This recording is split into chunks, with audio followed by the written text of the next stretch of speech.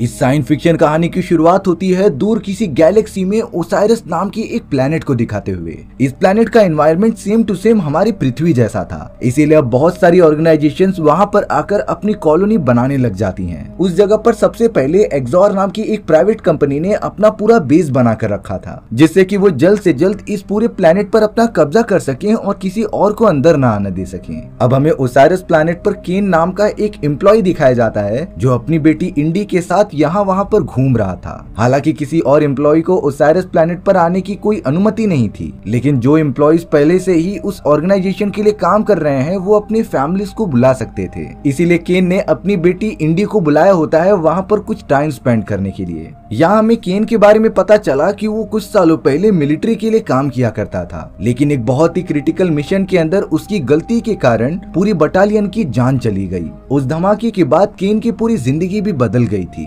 वो खुद को ही दोषी मानता था अपने उन दोस्तों की मौत का। उसके बाद केन बहुत ही ज्यादा अकेला हो गया और उसकी फैमिली भी छूट गई। सिर्फ अब उसकी बेटी इंडी ही उसके साथ रहती है। इंडी एक तरीके से अपनी छुट्टियां बिताने के लिए ओसाइरस प्लेनेट पर आई थी, लेकिन केन को खबर मिलती है कि एक्सॉर बेस जो कि उस प्लेनेट के एकदम ऊपर स्थित था, वहां पर उसे आकर अपनी रिपोर्टिंग देनी होगी। यानी कि केन को अब अपनी बेटी को यहीं पर छोड़कर उस बेस की तरफ जाना होगा। इसीलिए केन अपनी बेटी इंडी को एक सेफ प्लेस पर यानी कि एक बंकर में छोड़ने चला जाता है। इंडी बहुत ही ज्यादा दुखी हो रही थी क्योंकि वो तो यहाँ पर टाइम स्पेंड करने आई होती है अपने फादर के साथ, लेकिन केन मजबूर था अपने इन सारे काम की वजह से। इंडी को एकदम निगरानी और सेफ जगह पर रखने के बाद केन बेस के अंदर चला गया था। अब हमें दिखाया गया कि उस प्लेनेट पर बनाए गए जेल के अंदर से कई सारे क्रिएचर्स और जानवर जेल तोड़कर बाहर भाग निकले हैं। उनकी शक्ल एकदम अजीब तरीके की दिख रही थी, जैसे कि वो हाइब्रिड क्रिएचर्स हों और अब शायद से वो क्रिएचर चारों तरफ फैलकर हमला करना चाहते हैं। सुबह होने पर केन एकदम नॉर्मल था, लेकिन उसे जेल के अंदर कुछ डिस्टर्बेंस दिखाई देती है। लेकिन यहाँ पर केन के माइंड में यही चल रहा था कि वो अपना सारा काम खत्म करके जल्द से जल्द अपनी बेटी इंडी के पास लौटे।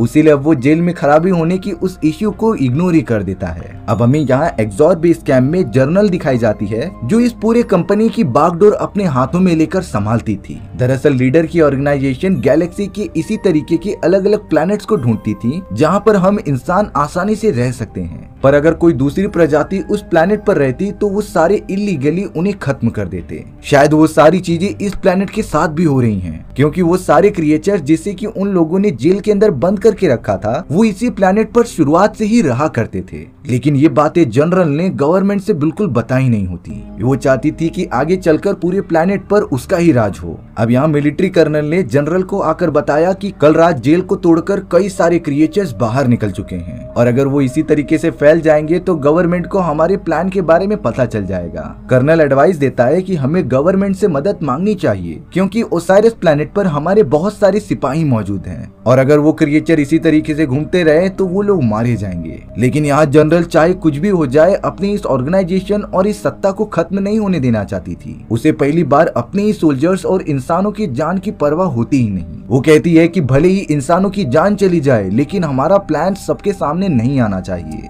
इसीलिए अब जनरल ने एक सख्त डिसीजन लिया कि चाहे कुछ भी हो जाए वो उन क्रिएचर्स को खत्म कर देगी, भले ही उनके सोल्जर्स मारे जाएं। जनरल ने अपने सारे टीम मेंबर्स की एक कमेटी बिठाई जिसमें कि वो बता रही थी कि दूसरे प्लेनेट से कुछ एलियंस हमारे यहाँ पर आ चुके हैं और ये बात वो सरासर झूठ बोल रही थी क्योंकि जनरल के इस पूरे प्लान के बारे में और किसी को भी नहीं पता होता। सभी लोग यही सोच रहे थे कि ये क्रिएचर्स बाहर से आए हैं और हम पर हमला करना चाहते हैं। इसीलिए अब जनरल सभी को ये कह रही थी कि हमें उन क्रिएचर्स को मारने के लिए न्यूक्लियर ब्लास्ट करना पड़ेगा। भले ही इसमें हमारे कई सारे सोल्जर्स जो ओसाइरस प्लेनेट पर अभी मौजूद हैं उनकी भी जान जा सकती है, लेकिन एटलीस्ट ये पूरा प्लेनेट हमारे कब्जे में तो रहेगा।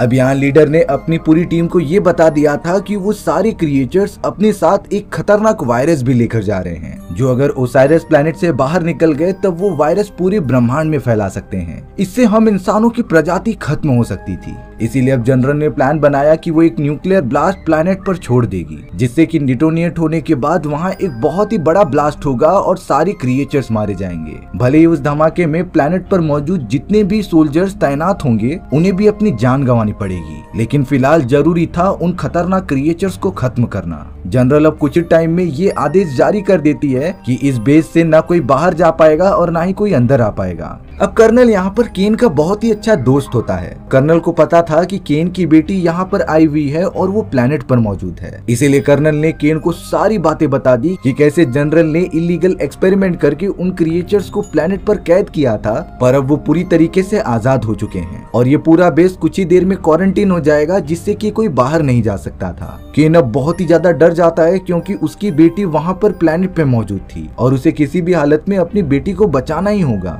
इसीलिए केन जल्द से जल्द पूरे बेस में क्वारंटीन जोन स्थापित होने के कुछ देर पहले ही एक स्पेसशिप लेकर वहाँ से दूर जाने लगता है, बट उसके बारे में तुरंत ही बाकी सोल्जर्स को खबर मिल गई थी। इसीलिए कंपनी का एक फाइटिंग प्लेन केन का पीछा करने लगता है। दोनों बहुत ही ज्यादा जानलेवा तरीके से हवाई फाइट कर रहे थे। केन यहाँ पर जल्द से जल्द अपने फाइटिंग जेट को काफी ऊपर लेकर आ जाता है, लेकिन जी फोर्स के कारण उसे चक्कर आने लगा। लेकिन इससे पहले वो बेहोश होता, वो अपने फाइटिंग जेट की बुलेट्स चलाकर उस दूसरे पीछा करते हुए सोल्जर के फाइटिंग जेट को पूरा डिस्ट्रॉय कर देता है। केन भी अब बचते बचाते पैरासूट की मदद से प्लेनेट पर लैंड हो गया था। बस अब उसे किसी भी हालत में अपनी बेटी इंडी तक पहुंचना है और इस प्लेनेट से लेकर बाहर निकलना है। अब केन यहाँ पर लैंड होते ही शाय नाम के एक दूसरे आदमी से मिल रहा था। केन को पता होता है कि उसका कैपिटल जहाँ पर उसने इंडी को सेफ रखा था वो बहुत ही ज्यादा दूर है और अब तो इस प्लेनेट पर जगह जगह पे क्रिएचर्स घूम रहे थे, इसीलिए बहुत ही ज्यादा खतरा था। केन साय से मदद मांगता है कि वो प्लीज उसकी बेटी को बचाने में मदद करे जो कैपिटल बेस कैंप में फंसी हुई है। शुरुआत में साय ने एकदम से मना कर दिया और वहाँ से जाने लगा,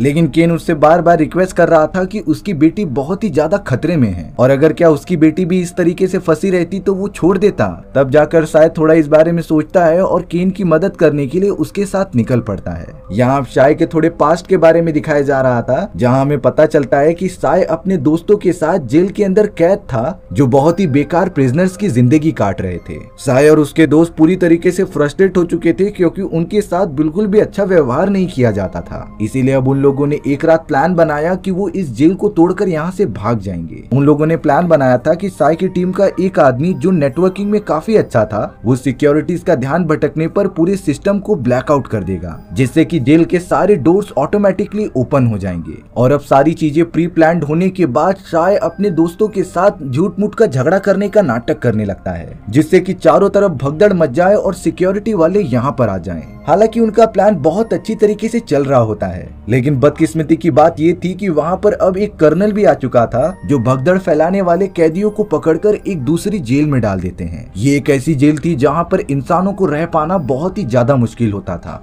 उनके पूरे बॉडी पर अजीब तरीके के रेडिएशंस फेंके जाते थे जिससे कि उन्हें बहुत ही ज्यादा तड़पा सकें। शाय के एक दोस्त को तो कर्नल ने ऐसी जगह पर रख दिया था जिसके चारों तरफ वही खतरनाक बीस्ट होते हैं, बट अब प्लान के अकॉर्डिंग शाय के दूसरे दोस्त ने उस सिस्टम को पूरी तरीके से ब्लैकआउट कर दिया था, जिससे कि जेल के सभी दरवाजे ओपन हो जाते हैं। शाय अपने बचे हुए दोस्तों के साथ जल्द से जल्द वहां से बाहर निकलता है, लेकिन उसका एक साथी जिसके चारों तरफ बीस्ट और क्रिएचर्स मौजूद थे वो उसे पकड़कर जान से मार देते हैं। डरा देने वाली बात ये थी कि भले ही सारे कैदी वहां से भाग चुके हैं, लेकिन ब्लैकआउट करने के बाद उन क्रिएचर्स का जेल भी ओपन हो गया था और वो सब भी बड़ी मात्रा में बाहर निकलने लग जाते हैं। केन अपने साथियों के साथ बाहर आकर उस जेल को देख रहा था जहाँ पर वो कई सालों से कैद थे। इसका मतलब साफ होता है कि वो क्रिएचर्स जो रात को आजाद हुए थे वो केन और उसके दोस्तों की वजह से ही होते हैं। केन को ये पता है कि ये क्रिएचर्स इतनी ज्यादा खतरनाक हैं कि वो किसी को भी मार सकते हैं, इसीलिए अब उन क्रिएचर्स के कारण प्लेनेट पर मौजूद जितने भी इंसान हैं वो खतरे में हैं। इसीलिए शायद डिसीजन लेता है कि वो प्लेनेट पर रहकर इंसानों की मदद करेगा।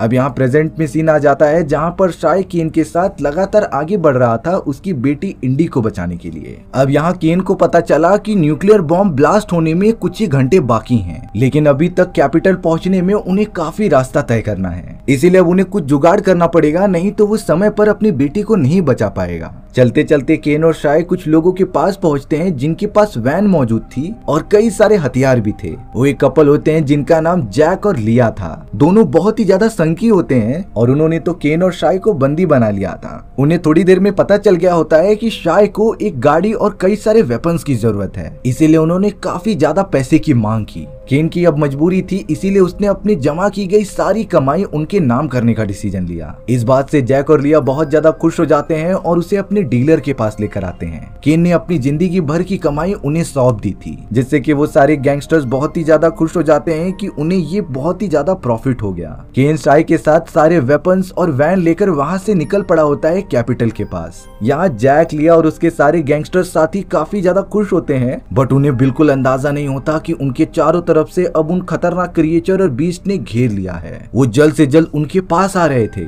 बट अब उन गैंगस्टर्स के पास और कोई भी रास्ता नहीं होता, क्योंकि उन्होंने सारे वेपन्स तो उन्हें बेच दिए होते हैं। वो लगातार क्रिएचर्स पर फायर कर रहे थे, लेकिन इसका अब कुछ फायदा नहीं होता। क्रिएचर्स जिनकी बॉडी बहुत ही ज्यादा रेडियो एक्टिव थी, वो उन्हें पकड़कर पूरा मार दे रहे थे। सारे गैंगस्टर्स का एक ही बार में खात्मा हो चुका था। अब यहाँ लगातार ट्रैवल करते हुए केन और शाय कैपिटल पहुंच जाते हैं, जिसकी हालत पहले से बहुत ज्यादा खराब थी, क्योंकि उन खतरनाक क्रिएचर्स और बीस्ट ने चारों तरफ तहलका मचा के रखा था। केन जल्द से जल्द अपनी बेटी को देखने जाता है, जिसे कि उसने एक सेफ बंकर में छुपा कर रखा था। केन के जान में जान तब आई जब वो अपनी बेटी इंडी को जिंदा देखता है, क्योंकि इंडी एक छोटी सी अलमारी में जाकर छुप गई थी, जिससे कि जब क्रिएचर बंकर में आ रहे थे तब उन्हें इंडी मिली ही नहीं। इंडी बहुत ही ज्यादा डरी होती है, इसीलिए केन उसे एक सेफ जगह पर लेके जाने का वादा करता है। शाय और केन इंडी को लेकर जल्द से जल्द घर से बाहर निकलने लग जाते हैं। उन्हें किसी भी हालत में अपने वैन में बैठकर यहाँ से दूर जाना होगा, बट अब उस जगह पर वही खतरनाक क्रिएचर्स आ चुके थे अपनी पूरी सेना के साथ, जो बमबारी के साथ साथ अपनी रेडियो एक्टिव बॉडी से हमला कर रहे थे। बाहर की तरफ हमें पता चला कि जैक और लिया अभी भी जिंदा हैं, जो लगातार क्रिएचर से फाइट कर रहे थे, बट अब यहाँ लिया के सामने जैक की जान चली गई, क्योंकि उसे एक क्रिएचर ने पूरी तरीके से काट लिया था। लिया भी काफी ज्यादा घायल हो जाती है, इसीलिए वो केन की गाड़ी में जाकर बैठ गई थी। यहाँ केन शाय के साथ इंडी को लेते हुए गाड़ी पर ऊपर से कूद रहा था, और अब वो तीनों सही सलामत गाड़ी में पहुंच भी जाते हैं। उन लोगों ने तो जरा भी टाइम वेस्ट नहीं किया और वो सब वहाँ से तुरंत ही निकल जाते हैं। लिया जो पूरी तरीके से घायल हो चुकी थी, वही गाड़ी चला रही होती है, क्योंकि उसे पता चल चुका था कि हमें साथ में मिलकर ही सरवाइव करना होगा। इस सिचुएशन में अकेले कोई भी सरवाइव नहीं कर सकता। केन यहाँ पर अपनी बेटी इंडी से सॉरी कहता है कि अगर वो उसे यहाँ पर नहीं बुलाता तब उसकी जान खतरे में नहीं पड़ती। वो अपनी गलती के लिए बहुत सारा सॉरी बोलता है। इंडी जो बहुत ही ज्यादा मासूम थी, वो तो अपने डैड को इस बात के लिए माफ भी कर देती है। वो सब लगातार अपनी वैन लेकर आगे बढ़ते ही जा रहे थे, बट अब उनकी लोकेशन के बारे में एक्सॉर ऑर्गेनाइजेशन को पता चल चुका होता है, जो अपना एक स्पेसक्राफ्ट उन्हें पकड़ने के लिए भेज देते हैं। स्पेसक्राफ्ट अब उन्हें पकड़ने के लिए लगातार उनकी वैन का पीछा करता ही जा रहा था। अब उस फाइटिंग जेट ने वैन पर लगातार गोलियां चलाना स्टार्ट कर दिया था। इतनी ज्यादा गोलीबारी हो रही थी कि लिया की तो पहले ही मौत हो जाती है। चारों तरफ खून ही दिखाई दे रहा था, जो बहुत ही ज्यादा खतरनाक होता है। अब गोलियां चलाकर खत्म होने के बाद सोल्जर्स को जब लगा कि सारे लोग मर चुके हैं, तब वो स्पेसशिप लेकर वहां से अपनी बेस की तरफ निकल जाते हैं। लेकिन खुशकिस्मती की बात ये थी कि उस वैन में अभी भी शाय और इंडी बच गए होते हैं। केन और लिया को अपनी जान गंवानी पड़ी। इंडी अपने फादर की इस तरीके की मौत देखकर बहुत ही ज्यादा रो रही होती है, लेकिन अब शाय इंडी को अपने गोद में लेकर जल्द से जल्द बंकर की तरफ जाने के लिए निकल पड़ा था, क्योंकि न्यूक्लियर बॉम्ब ब्लास्ट होने के लिए कुछ ही मिनट्स बाकी होते हैं। वो तो भागते हुए एक गुफा में आ गया था जहाँ पर बंकर होता है, बट उस जगह पर तो पहले से कई सारे क्रिएचर्स और बीस्ट मौजूद थे, जो लगातार शाय और इंडी पर हमला करने की कोशिश कर रहे होते हैं। उनसे बचने के चक्कर में शाय ने उन्हें मारना स्टार्ट किया, तभी एक क्रिएचर ने शाय के हाथ पर काट लिया होता है। शाय तभी भी इंडी को लेकर बंकर के अंदर जाने लगा, और अब न्यूक्लियर बॉम्ब ब्लास्ट होने के कुछ ही सेकंड्स पहले वो दोनों बंकर के अंदर जाकर वहां का दरवाजा बंद कर देते हैं, जिससे कि एक बहुत ही बड़ा धमाका हुआ। वहां की तो पूरे बंकर भी हिलने लग गए थे। कुछ ही मिनटों के अंदर अंदर शायद पूरे क्रिएचर्स जो बाहर मौजूद थे, वो धमाके के कारण मिट्टी में मिल गए होंगे। यहाँ पर शाय को पता था कि उन क्रिएचर्स ने उसे काटा है, तब वो कुछ ही देर के अंदर उन्हीं के जैसा बन जाएगा। उसके बॉडी में अचानक से चेंजेस महसूस भी हो रहे थे, इसीलिए शाय ने इंडी से कहा कि तुम मुझे कोई भी नुकीला हथियार दो, जिससे कि मैं खुद की ही जान ले लूं। बट यहाँ इंडी बहुत ज्यादा कोशिश करती है, पर वो ये कर नहीं पाती। वो तो शाय को मारने के बजाय उसे आकर भरोसा दिला रही थी कि तुम ठीक हो जाओगे, और अब शाय भी थोड़ा सा शांत हो जाता है इंडी की इस सपोर्ट के कारण। शाय तो पृथ्वी पर बहुत ही नॉर्मल लाइफ जिया करता था, लेकिन एक दिन शाय की छोटी बेटी जो इंडी की तरह ही दिखती थी, उसे किसी ने ड्रंक एंड ड्राइव केस में उड़ा दिया, जिससे कि उसके बेटी की मौत हो जाती है। शाय ने भी बहुत ही ज्यादा गुस्से में उस ड्राइवर को पकड़ा जिसने कि उसकी बेटी को उड़ाया होता है और वो उसे आउट ऑफ कंट्रोल होकर जान से मार देता है। इसी मर्डर की वजह से शाय को जेल में डाल दिया गया था और तब से ही वो ओसाइरस प्लैनेट पर मौजूद है। अब हमें यहाँ कुछ दिनों बाद का सीन दिखाया जा रहा था जहाँ पर 2 एस्ट्रोनॉट वहाँ पर रिसर्च करने आए थे कि न्यूक्लियर ब्लास्ट के बाद यहाँ पर कोई जिंदा भी बचा है कि नहीं, क्योंकि उन्हें एक बंकर से SOS के लगातार सिग्नल मिल रहे होते हैं। जब वो दोनों सोल्जर्स उस गुफा में देखने आते हैं जो उन्हें अपने पास बुला रही होती है, दोनों ही सोल्जर्स जैसे ही उसकी तरफ मुड़े तभी अचानक खतरनाक क्रिएचर ने एक सोल्जर को जान से मार दिया था। वो तो बहुत ही ज्यादा डरावना दिख रहा होता है।